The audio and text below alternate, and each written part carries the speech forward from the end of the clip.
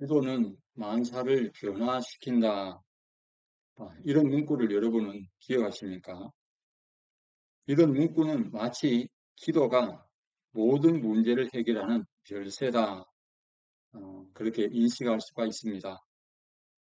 그래서 일상에 어떤 일도 하지 않고 이 기도에만 매달리게 합니다. 그러나 기도해도 만사가 변화되지 않고 기도해도 내 문제가 해결되지 않기도 합니다. 이럴 때 우리가 느끼는 실망감, 좌절감은 이루다 말로 표현할 수 없을 것입니다. 그러다가 기도를 중단하는 분도 있습니다. 이유는 간단합니다. 여러분, 우리를 향한 하나님의 뜻을 알지 못하기 때문입니다. 따라서 기도는 하나님이 그 뜻을 분명히 알게 해주신다 라고 표현해야 적절할 것입니다. 우리는 이러한 원리를 본문 말씀에서 발견할 수가 있습니다. 주님께서 여러분에게 깨닫는 은혜를 풍성히 부어주시기를 주님의 이름으로 축복합니다. 자, 첫째로 하나님을 믿는데도 사람은 자기 인전에 빨간불이 켜지면 불안과 두려움을 느낍니다. 본문 20절에서 23절 말씀입니다. 우리가 성경에 등장하는 인물 중에 특히 다윗과 같은 사람, 그리고 예수님 시대에 예수님의 12제자들, 이런 분들은 하나님 옆에 붙어 있는 사람들이다라고 우리는 단정지어서 생각합니다. 교인들이 생각할 때도 어떻습니까? 오늘날 목회자들은 그렇죠. 하나님 옆에 딱 붙어 있으니까 내가 목사님 옆에만 붙어 있어도 나는 천국 간다. 이렇게 생각하는 분도 있더라고요. 자, 그러면 여러분은 어떻습니까? 여러분 하나님 옆에 딱 붙어 있습니까? 그러나 성경 시대를 살았던 다윗과 예수님의 제자들도 그리고 오늘날 목회자도 또 여러분도 우리는 저 높은 곳을 향해서 날마다 나아가는 사람일 뿐입니다. 다윗도 사람입니다. 자기 생명의 빨간불이 켜지니까 별 수 없이 사울을 피해서 도망 다니는 것을 우리가 지금까지 보고 있습니다. 앞에 살펴본 사무엘 선지자도 마찬가지입니다. 이것은 오늘 본문에 등장하는 제사장 아히멜렉의 아들 아비아달도 마찬가지입니다. 우리도 이런 경우를 만나면 별반 다르지 않을 것입니다. 아비아달이 사울을 피해 도망온 곳이 어디입니까? 다윗이 은신해 있는 유다 광야입니다. 제사장 아비아달은 사울 왕이 노베에 있는 제사장 85명을 죽인 일을 다윗에게 알렸습니다. 그런데 다윗에게서 뜻밖의 대답을 듣습니다. 자, 다윗이 노베에 있을 때에 제사장 아히멜렉에게 자기가 사흘 동안 음식을 먹지 못했기 때문에 떡을 달라고 했잖아요. 그 떡 다섯 덩이를 구했는데 제사장 외에는 먹지 못하는 진설병을 제공받았어요. 그리고 이제 허기진 배를 채우고 힘이 생기니까 또 뭘 달라고 했습니까? 여기 칼과 같은 무기가 없나? 그랬더니 네가 이제 다윗이 말입니다. 가드 사람 골리앗을 죽일 때에 사용한 그 칼을 이제 또 제공했지요. 자, 이것을 본 사람이 누구라고요? 에돔 사람 도액입니다. 그런데 다윗의 말이 어떻게 이야기를 하고 있습니까? 이를 지켜본 사람 도액, 그 도액이 반드시 사울에게 고발할 줄 알았다는 거예요. 자, 그렇다면은 그걸 알면서도 다윗은 아비아달에게 그렇게밖에 할 수 없었느냐? 예, 우리는 의문을 갖잖아요. 그때의 상황을 구구절절히 다윗이 설명하지 않아요. 대신에 자기 탓이다는 거예요. 이 모두가. 네 아비 집이 제사장 85명이 또 노베에 있는 남녀가 가축들이 죽은 것이 누구 탓이다? 자기 탓이라고 그렇게 말씀을 하고 있습니다. 그래서 그 책임을 인정하고 있습니다. 본문 22절에 보시면 다윗은 제사장 아비아달의 집안이 그렇게 멸절된 것은 순전히 자기 탓이라고 그러죠. 본문 23절 보시면 다윗은 제사장 아비아달이 이제 그러니까 자기와 함께 있으면 안전할 것이라 그렇게 말합니다. 자, 자기도 어떻게 될지 모르는데 여러분 지금은 어떻습니까? 노베 와서 제사장 아히멜렉에게 도움을 청했던 그때와는 이제 상황이 바뀌었어요. 어떻게 바뀌었습니까? 그때는 자기를 따르는 자들이 소년들 몇 명밖에 없었지만은 어떻습니까? 이제는 자기를 따르는 사람들이 400명이나 된다. 그러니 사울 왕이 이제는 쉽게 다윗을 공격하지 않을 것입니다. 이처럼 하나님을 믿는 사람도 다윗과 아비아달과 같은 상황에 부딪히면은 불안과 두려움을 느끼는 것은 사람이기 때문이죠. 여러분 건강하던 사람이 갑자기 몸에 이상이 오고 이제 설상가상으로 암과 같은 시한부 판정을 받게 되면 어떻게 됩니까? 믿음이 좋은 사람도 그걸 기쁘게 받아들이겠습니까? 즐겁게 여기겠습니까? 그런 판정을 받고 좋아할 사람은 없을 것입니다. 물론 뭐 특별한 사람 중에 몇 사람은 있을 수가 있습니다. 대부분의 사람들은 아무리 믿는 사람도 어떻습니까? 자기가 그런 일을 만나게 되면 그렇죠. 왜 하필 하나님 나입니까? 내가 얼마나 하나님 일에 충성했는데 왜 하필 나에게 이런 일을 겪게 하십니까? 하고 하나님을 원망하고 불평하기가 일쑤입니다. 그렇죠? 잘 나가던 사람이 이제 또 잘 나가던 사업이 부도가 나고 직장이 이제 어려움을 당하게 되고 그래서 해고를 당하게 되면 어떻게 됩니까? 가족의 생계가 위협을 받게 되죠. 이런 상황을 즐겁게 받아들일 사람은 얼마나 될까요? 아마 불안과 걱정과 두려움이 몰려올 것입니다. 갑자기 앞이 캄캄해질 것입니다. 앞으로 어떻게 살아가야. 여러분, 그런다고 하나님을 믿는 믿음을 버린 것이 아니잖아요. 하나님이 나를 사랑하시다는 것을 의심을 하지 않습니다. 그런데도 이 불안한 마음, 걱정되고 염려되는 마음, 두려움은 왜 들까요? 둘째로 그것은 나를 향한 하나님의 뜻이 어디에 있는지 모르기 때문입니다. 우리가 하나님 아니지 않습니까? 하나님은 온 세상을 지으실 때에 하나님의 이제 그 계획대로 하나님의 설계도가 있잖아요.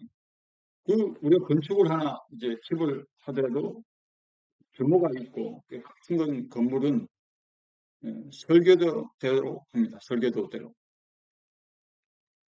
하나님께서 이 세상을 지으실 때도 설계도가 있지 않았겠습니까? 하나님의 지혜가 이를 증명해 주지요.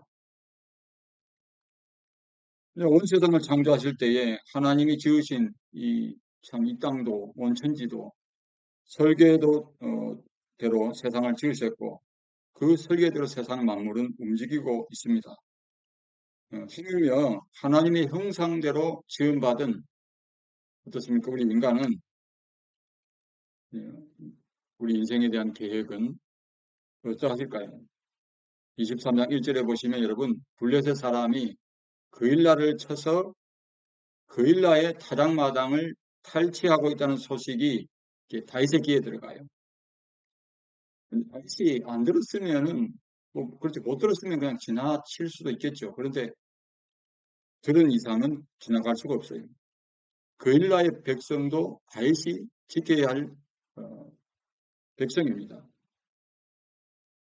그일라는 요새라는 뜻으로 헤브론 북서쪽 13킬로 지점에 세펠라 평원에 있던 전략 요충지입니다. 다윗과 함께한 사람들에게는 어떻게 생각해보면 이 일이 참 번잡스러워요. 그렇죠? 다윗과 무리에게는 별 도움이 되지 않아요. 지금 사울 왕과 그 군사들은 누구를 쫓고 있습니까? 다윗을 쫓고 있어요. 다윗과 함께한 사람들을 쫓고 있습니다. 그래서 추격해서 잡아서 죽이려는 거예요. 자, 그런데 이 사울이 다스리고 있는 이스라엘 백성이, 그 벨라의 백성이 이제 블레셋에게 약탈을 당하고 있는 거예요. 만약에 어떻습니까? 이 다윗의 이제 사람들이 다윗과 함께 블레셋 사람과 전쟁이라도 벌인다면은 사울의 표적이 되기가 딱 좋습니다. 다윗은 자기가 살자고 하면 그렇죠. 얼마든지 살 수 있겠죠. 그러나 백성이 블레셋 사람들에 의해 수탈을 당하고 죽임당하는 것을 아니 보고만 있을 수는 없습니다. 그래서 이 일을 놓고 하나님께 다윗은 기도합니다. 하나님, 제가 블레셋 사람들을 쳐도 좋겠습니까? 하나님, 제가 400명의 사람들을 이끌고 블레셋 사람들을 친다면 그들의 안전을 주님이 책임져 주실 수 있습니까? 그런데도 내가 그 일날을 구원해야 합니까? 라고 묻고 있습니다. 그랬더니 하나님께서 다윗에게 응답을 주셨어요. 어떤 응답을 주셨습니까? 23장 2절에 보시면은 내려가서 블레셋 사람을 치라는 거예요. 그리고 어떻습니까? 그 일날을 구원하라고 합니다. 여러분, 다윗의 상황이 나아졌다고는 하지만은 사울 왕이 죽은 것도 아니고 더는 다윗을 추격해서 죽이라는 명령이 거두어진 것도 아니잖아요. 그래서 다윗은 전쟁에 나가서 싸울 만한 처지도 되지 못합니다. 그래도 누구보다도 하나님은 잘 아실 텐데 다윗의 삶을 어떻게 합니까? 틀어버리세요. 블레셋 사람들과 싸우다가 함께한 사람들이 죽을 수도 있지요. 많은 어떻게 보면은 사람들이 죽을 수도 있는 그런 상황이죠. 이렇게 다윗이 그일라에서 블레셋과 일전을 벌이는 것이 소문이라도 나게 되면은 다윗과 그와 함께한 사람들의 안전도 보장받지 못할 수도 있습니다. 사울이 이를 알고 공격해 올 것이 뻔하지 않습니까? 그런데도 하나님은 블레셋을 쳐서 그일 나라 주민을 구원하라고 하십니다. 본문 3절에 보시면은 다윗의 사람들은 지금 우리 코가 적자인데 누구를 염려하고 누구를 걱정하느냐는 거예요. 누구를 구원해 주겠느냐는 것입니다. 그만큼 블레셋 사람들은 우리가 만만히 볼 상대가 아니라는 거예요. 400명의 사람들로는 승리를 장담할 수 없다는 것이 그들의 생각입니다. 오늘 우리는 어떻습니까? 우리도 그렇게 하라고 하면 여러분 어떻게 하겠습니까? 주저할 거예요. 마찬가지입니다. 그렇다고 한다면 하나님은 이런 다윗의 상황을 모르셔서 이런 명령을 하시는 걸까요? 알고 계십니다. 거기에는 다윗과 함께한 사람들이 알지 못하는 하나님의 뜻이 있으시기 때문입니다. 사람들은 이러한 하나님의 뜻을 모르기 때문에 불안해하고 걱정하고 두려워합니다. 하지만 시간이 지나면 어떻습니까? 시간이 지나면 깨달아요. 아, 그랬었지. 하나님이 이렇게 하시려고 나를, 내 삶을, 인생의 방향을 이렇게 틀어버리셨구나. 그렇게 깨닫습니다. 그러므로 섣불리 이제 결론을 내지 마시기 바랍니다. 지금 내 인생을 내가 원하지 아니한 방향으로 하나님이 틀어버리셨다고 느끼신다면 또 그렇게 하셨다면 나를 향한 하나님의 뜻, 여러분을 향한 하나님의 뜻이 있음을 발견하시기를 바랍니다. 그렇다고 한다면 어떻게 하면 하나님의 뜻을 알 수 있습니까? 어떻게 하면 나를 향한 하나님의 뜻이 지금은 희미하게 보이는데 보다 더 선명하게 볼 수 있습니까? 셋째로 기도는 하나님의 뜻을 더욱 분명하게 알 수 있게 됩니다. 본문 4절에서 5절 말씀입니다. 23장 4절에서 5절이요. 어떤 분은 제게 이렇게 말합니다. 아니 목사님 기도한다고 해서 다 하나님의 뜻을 아는 것은 아니지 않습니까? 그렇죠. 틀린 말은 아닙니다. 기도해도 응답이 없기는 마찬가지예요. 그렇게 말할 수 있겠죠. 응답받았다고 하더라도 그것이 하나님의 뜻인지 우리가 어떻게 알아요? 라고 말할 것입니다. 그렇게 생각하신다면 여러분 다윗이 하나님의 뜻이 어디에 있는지 선명하게 알게 된 그 이유를 우리가 본문에서 볼 수 있기를 바랍니다. 본문 4절 말씀해 보시면 다윗은 분명한 응답을 받지 못했어요. 그렇죠? 섣불리 다윗의 사람들을 그 400명의 사람들을 데리고 블레셋과의 일전을 벌이지 않아요. 움직이지 않고 있습니다. 왜? 하나님께서 다윗을 내려가서 블레셋 사람을 치라고 하셨지. 그리고 그일라 주민을 구원하라고 하셨지. 거기에 대한 어떤 승리의 보장을 약속받지 못했어요. 그렇잖아요? 더구나 함께 싸우러 나가는 400명의 사람들이 과연 블레셋을 치는 것이 그일라 주민들을 구원하는 것이 하나님의 뜻인지 어떻게 아느냐. 의심하는 마당에 다윗 혼자서 싸우러 나갈 수는 없습니다. 함께한 무리를 억지로 끌고 나갈 수도 없어요. 다윗은 그들에게 곧바로 대답하지 않습니다. 자기를 향한 하나님의 뜻이 더 분명해지고 더 선명해질 때까지 어떻게 합니까? 하나님께 나아갑니다. 기도하는 것을 멈추지 않습니다. 오늘 우리는 어떻습니까? 내가 하고자 하는 일이 또 우리 교회가 하고자 하는 일이 또 목사님이 세우신 계획이 목회 계획이 하나님의 뜻이라고 생각은 들지만은 뭐 주위에서 그게 하나님 뜻이라고 하지만은 반대하는 사람도 있잖아. 그러면 그대로 밀어붙이면 어떻게 됩니까? 반대하는 사람들이 그렇죠. 방해를 하겠죠. 못하게 한다고. 그럼 싸잡아서 어떻게 합니까? 비난합니다. 심지어 어떤 사람들은 자기와 뜻을 같이 하지 않는다고 해서 그들을 사탄이라고 사탄아 물러가라. 그렇게까지 심하게 비난하는 사람도 있습니다. 그러나 다윗은 그렇게 하지 않았습니다. 본문 4절 말씀을 보시면 다윗은 다시 같은 문제를 놓고 하나님께 기도합니다. 하나님, 내가 가서 블레셋과 싸우면 하나님께서 승리를 보장해 주시겠습니까? 하고 그렇게 기도했겠죠. 본문에는 그렇게 구체적으로 나와 있지는 않아요. 자, 그렇게 해서 이제 앞에 받은 응답보다 더 선명한 하나님의 응답을 받습니다. 그것은 하나님께서 다윗 혼자 보내지 아니하시고 누가 내려가시겠다는 거예요? 하나님이 내려가시겠다는 거예요.